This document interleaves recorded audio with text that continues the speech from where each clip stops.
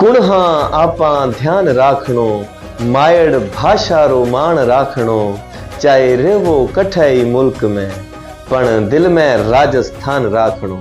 आप सगला ने राजस्थान रे स्थापना दिवस री घणी घणी बधाइयां। आज रो दिन आपने त्याग तपस्या और रंगीली संस्कृति रो जश्न मनावण रो दिन है। आ धरती है धोरारी संतारी और वीरारी। आपा जठे भी रेवा आपने रग रग में आपनो राजस्थान बसणो चाहिए। अपनी मायड़ भाषा आपनो सूथरो पहरावो अण पधारो मारे देश री मिठास पूरी दुनिया में चमकती रेवे। इन वास्ते आज पणो लेवो के आपा अपने राजस्थान रो मान कदई कम नहीं होवण देवाला।